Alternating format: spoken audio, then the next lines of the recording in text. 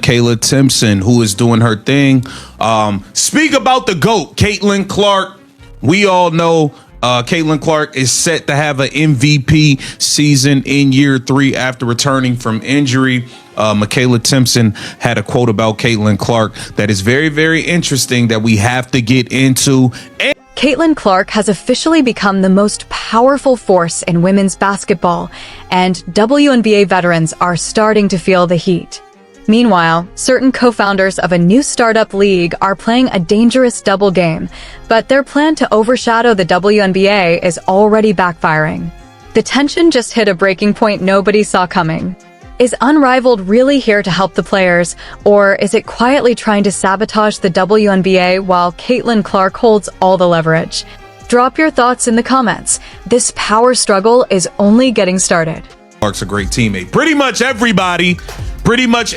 This ain't a Chicago Sky situation where Courtney Vandersloot got to go on camera and defend herself because somebody said something they weren't supposed to and all that. Young gun Michaela Timpson is out here speaking straight facts about the GOAT, Caitlin Clark. Funny how the narrative flips when you actually step on the court with her instead of just hating from the sidelines. Timpson basically confirmed what anyone with eyes already knows.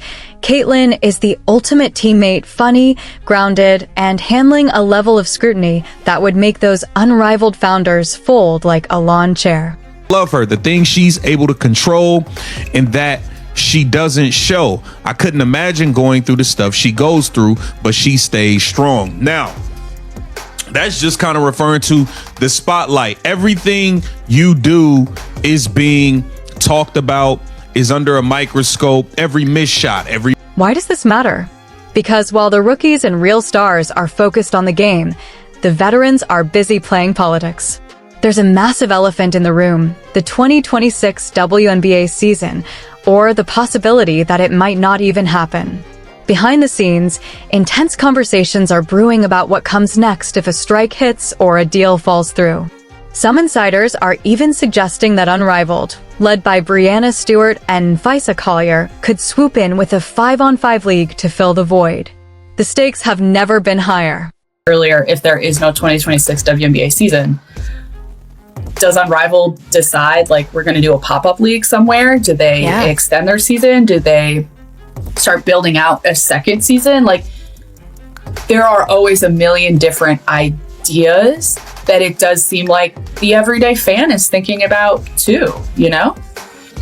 And to say for the record, and this is how I feel, I don't think that Brianna Stewart and Afisa Collier are actively trying to sabotage the WN. Give me a break. You really think a startup league is going to replace the premier women's basketball organization in the world? It's a joke, but a joke with a seriously sour punchline. We've been calling this a conflict of interest for months, and now the fans are finally starting to catch on. You can't be a co-founder of a rival league and sit on the WNBA board at the same time without raising eyebrows. It's like being the CEO of Pepsi while serving on Coca-Cola's board and then acting surprised when the stock tanks. About if there's no 2026 WNBA season, Unrivaled's thought process and plans for this. And this is why they can't get mad that we've been saying this whole thing with them running Unrivaled, being co-founders, but also being on the WNBA board is a conflict of interest. Is conversations and things like this on why they can't get mad that we're saying it's a conflict of interest. They say they aren't double agents trying to sabotage the WNBA, but the facts tell a different story. These veterans are pushing for a CBA that demands everything under the sun, all at once. It's not about the future of the game. It's about cashing out before the Caitlin Clark generation takes over. They want the bag now because they know they won't be around to see the long-term growth they claim to care about. And then there's the schedule. Did you see the WNBA drop the 2026 calendar? Players acted shocked and confused on social media. Why are venues being booked before a deal is signed? Maybe because the league is ready to move on without them. The message is loud and clear. Venues are locked, fans are coming, and if the vets want to sit out and play in their boutique 3-on-3 league, fine. The WNBA has Caitlin Clark. They have Angel Reese. And rising stars like Paige Buchers and Gucci Watkins are ready to step up. Right now, the most popular players in the world are on rookie contracts. If the veterans decide to strike, the WNBA can just roll out replacement players and let the rookies run the show. Honestly, would ratings even drop? Fans are tuning in for Caitlin Clark, not a board meeting disguised as a basketball league. Take Michaela Timpson, for example. With Natasha Howard likely out, more focused on chasing an MVP she wasn't going to get than playing team ball, Timpson is about to see a huge uptick in minutes. She's a freak athlete, can run the floor, and most importantly, actually loves playing with Caitlin. That's the future of the Indiana Fever. That's the future of the league. The veterans are trying to gatekeep a game that's already outgrown them. They're worried about prioritization rules because they want to play overseas and in multiple leagues at once. They want the cake, the bakery, and the delivery truck.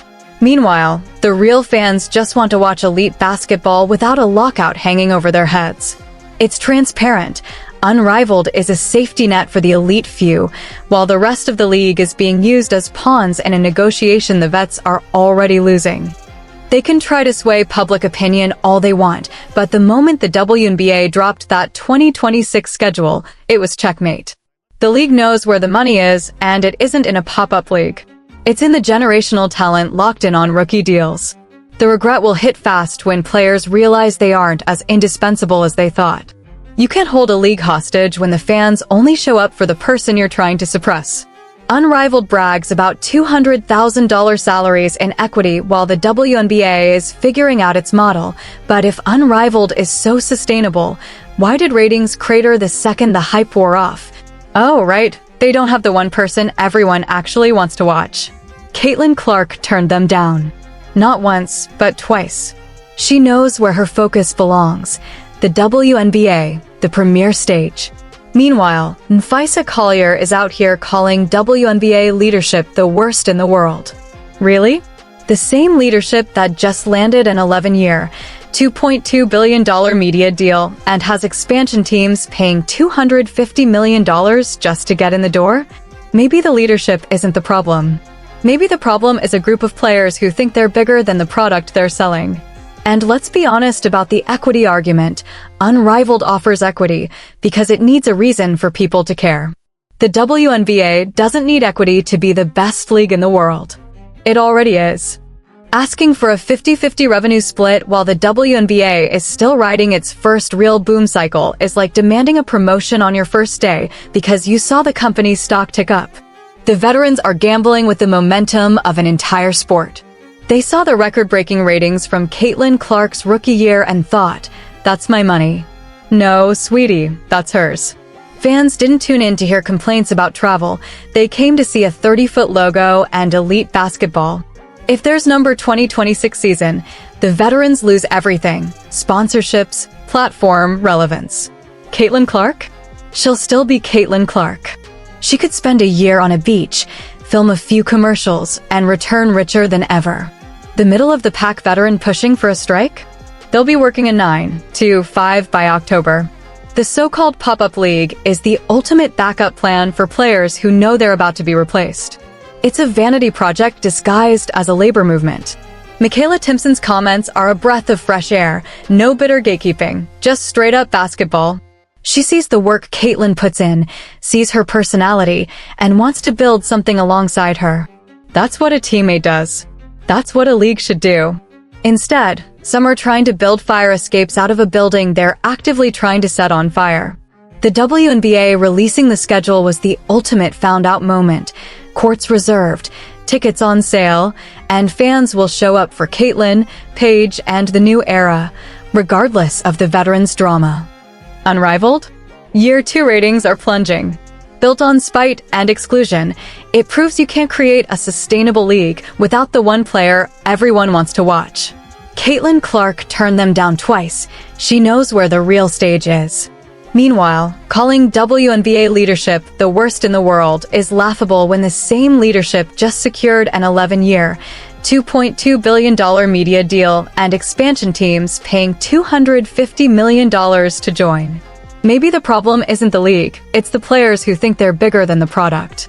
Demanding massive revenue splits during a boom? That's gambling.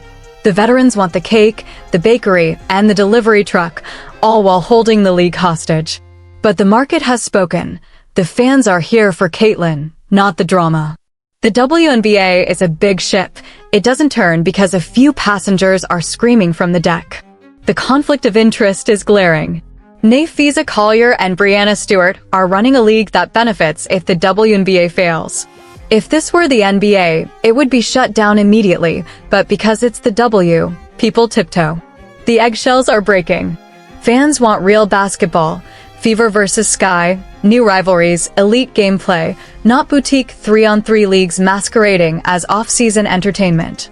The instant regret will hit when checks stop clearing and the WNBA moves forward with younger, cheaper, more popular talent.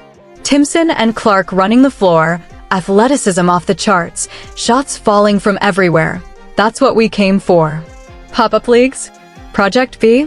Spicy meetings in Indianapolis? Not our problem. The veterans need to recognize they're currently the villains in a story they think they're starring in. They're saving themselves at the expense of the league's future. Meanwhile, Caitlyn Clark handles it all with grace, strength, and focus. She keeps winning while the veterans try and fail to control a narrative they no longer drive. Unrivaled had potential as an off-season option, but the moment it became leverage against the WNBA, it lost its soul. It's now a clubhouse for the cool kids who aren't the main attraction anymore. Keep your equity. Your boutique leagues will be over here watching the WNBA grow, watching Caitlyn Clark dominate, and watching the league evolve with or without the people who tried to hold it back. The irony? By trying to create Unrivaled, they made themselves rivaled by the very fans they need. The model is simple. Put the best players on the court, play the game, and stop the politics. Caitlyn Clark is doing her part. Michaela Timpson is doing hers. The veterans? Either get on the bus or get out of the way. The 2026 schedule isn't going anywhere, and neither is the Caitlyn Clark effect. The league is changing, and it's unstoppable. If you want to stay ahead of the drama and see Caitlyn Clark continue to run circles around the haters, you know what to do. Smash that like button, subscribe, and hit the bell. The vision is alive all season long. See you in the next one.